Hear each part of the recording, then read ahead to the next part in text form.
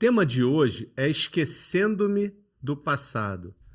E como eu não sou nem um pouquinho ligado ao saudosismo, e eu tenho certeza, não vou nem creio que o Onir, eu tenho certeza que o Onir também não é, né? É um tema bem oportuno, né, Onir? Bastante oportuno, bastante. É uma coisa assim que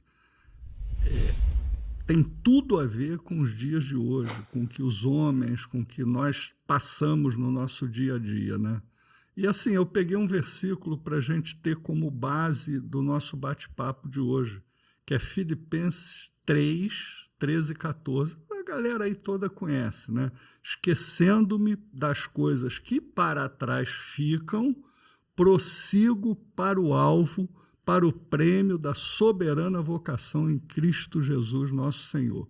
Então, galera, o segredo e o que a gente vai falar hoje aqui é o seguinte: esquecer-se das coisas que para trás ficam. E aí, Marcelo, como é que a gente faz isso?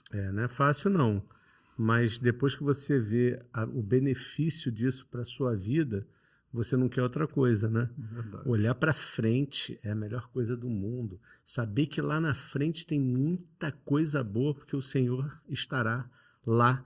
E o presente, como você mesmo diz sempre, é um presente, né? Deus nos presenteia com presente. O presente é tão importante que o nome é presente, né? É um presente. É interessante, Marcelo, a pessoa que vive focada no passado, principalmente se ela fica remoendo culpas do passado, relembrando erros, certamente essa pessoa tem uma tendência grande a ser depressiva, porque as tristezas do passado nos deprimem, né? Existe um outro texto bíblico que nos permite visitar o passado. É lá em Lamentações 3, 21, não é verdade? Que diz o seguinte: devo trazer à memória o quê? Aquilo que me dá esperança. Aquilo que me dá esperança. Mas isso daí é um exercício que eu faço já há muito tempo. Existem momentos da minha vida em que eu quase sucumbo de tanto medo de determinadas situações, principalmente no trabalho. E quando eu me vejo só e desesperado, eu pego as bênçãos que eu já cataloguei, né, os livramentos que aconteceram na minha vida, desde que eu me entendo por gente, que eu já escrevi até numa certa ordem, né, e leio. E tem interessante isso aí, eu nunca fiz isso. É como se eu me sentisse um leão, a minha força ela se renova, né? Tem aquele poeta erudito que cantou aquele corinho: conta as bênçãos, conta quantas são recebidas da divina mão, uma a uma, e diz-as todas de uma só vez, quer dizer, todas, e ficarás surpreso quanto Deus te fez. Aí tu vai olhar e vai falar: cara, ele já fez tanta coisa, por que ele não vai resolver esse problema também, né? Então dá esse macete aí, Marcelo, gostei. Como é que é o negócio? Você por exemplo, eu papel, anotei coisas como, quando eu tinha 5 anos de idade, a minha mãe me botou no ônibus da Praça da Bandeira até Nilópolis para o meu pai me pegar na rodoviária. Eu não faria isso com meu filho nunca hoje, né? O que acontece dentro de um ônibus hoje? Não sei se na época, há 40 anos atrás, era diferente, 45 anos atrás, que eu estou com 50. Mas, por exemplo, uma vez eu parei na garupa de uma moto no viaduto de Olinda e, do nada, eu desci da moto. O ônibus veio e achatou o meu amigo que estava pilotando a moto contra o carro da frente. Mas eu não ouvi barulho, eu não sei de nada, ninguém falou sai da moto. Eu só saí para assistir da calçada um amigo meu, né? Graças a Deus não sofreu um acidente muito grave, mas ele estava de capacete, eu não. Na pancada eu ia dar uma cabeçada no ônibus e talvez ficasse paralítico ou morresse, né? Eu vejo isso como um livramento, e tantos outros que eu vou anotando. As quedas de moto, já caí 19 vezes de moto, né? E saltei de paraquedas, mergulhei em águas profundas, e eu fico vendo os riscos que eu corri, né, com 63 metros de profundidade, e as coisas que eu vou trazendo à memória. Eu vejo nitidamente o livramento de Deus. Agora, essa questão dos riscos que eu corri, meu irmão, olha só, Marcelo gastou todas as possibilidades que Deus deu a ele, hein? Não tomem isso como exemplo, tá certo? Verdade. Marcelo, os anjos já no negócio da garupa da moto dele, ele da última vez caiu aí, quebrou a perna, botou quantos parafusos no 11 parafusos e uma placa. Agora, 3 meses atrás. O anjo não estava lá não, porque então, graças a Deus, ele vendeu moto e agora esqueceu das coisas que para trás ficam, né, Marcelo? E vamos para frente. Ainda tenho muita vontade de fazer esporte radical, mas diminuiu muito. É isso aí. A idade faz a gente ficar mais... Com medo. Com medo, é verdade.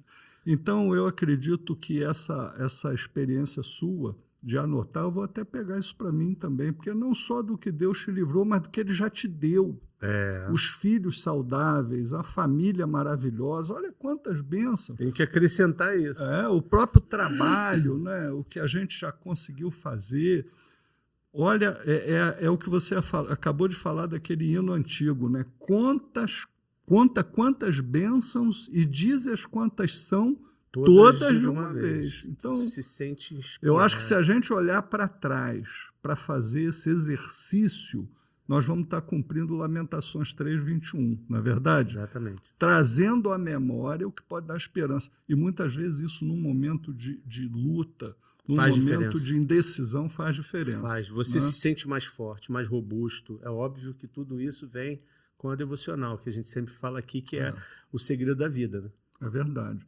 E o interessante, a gente quando olha essa questão de olhar para trás, olhar para frente, fica pensando assim, fica muito claro uma coisa. A pessoa que vive no passado, ela tem uma grande tendência a ser uma pessoa depressiva, não é verdade?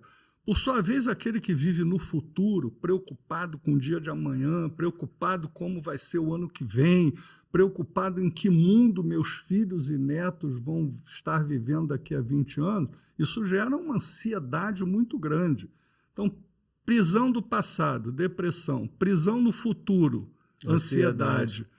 A vida é para ser vivida no presente. E ela sempre vai ser boa. E ela sempre vai ser boa. Deus não vai morrer amanhã, né? Para que se desesperar pelo amanhã? E você falou aqui, Deus está no amanhã. Então, eu não tenho que me preocupar com o amanhã. Quer dizer, eu tenho que ser uma pessoa diligente, prudente, né? Não vamos viver de maneira dissoluta, gastando tudo, vivendo como se o amanhã não existisse. Não. O amanhã existe, mas ele não deve ser motivo de preocupação. Não. Por isso que a gente tem que viver o presente. E o presente é um presente. Verdade. Né? Eu acho que se desvencilhar das coisas ruins que ficaram para trás, lembrar das coisas boas e dos livramentos e olhar sempre para frente, né? Tem muita gente que hoje está com 80, 90 anos e você pergunta como é que você chegou tão feliz até aqui, né? E o reverendo Souza Lima, inclusive, falava isso, eu olho para frente. É isso. Então, o grande segredo é olhar para frente, viver o presente e trazer à memória só aquilo que pode dar esperança. O resto esquece. O resto esquece, né? O resto sepulta lá no mar, joga longe, tira de cima de você, meu irmão, porque uma das grandes táticas do inimigo para atrapalhar a sua vida é trazer culpa sobre o teu passado. Se o Senhor já te perdoou, se você já se confessou, se você sente que houve perdão de Deus na sua vida, perdoe-se, perdoe-se. Deixa o passado no passado. Lembra de Davi. Olha o que ele fez com Urias. Verdade. Ele pediu perdão, Deus perdoou e ele esqueceu e tocou a vida dele, né? Se ele fez o que fez com Urias, que foi feio, foi mal, foi ridículo, foi deletério, foi fedorento, imagina, Deus o perdoou, ele conseguiu se erguer e olhar para frente, imagina nós com as nossas pequenas mazelas. Né? Então a culpa é um fardo que se você botar dentro da sua mochila, você não vai conseguir carregar porque é muito pesado. Se livra dela. E você se livra da culpa lançando-a no mar do esquecimento aos pés do Senhor Jesus. Você vai sepultar a sua culpa, seja ela pequena, média ou grande, aos pés do Senhor. E aí você não tem direito de lembrar mais dela. Né? Verdade. Deixa para lá e olha para frente, vive o presente, crê que o Senhor está no futuro. Gente, olha só.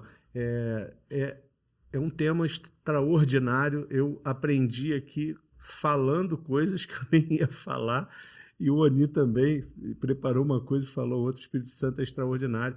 E fica para vocês esse presente aí.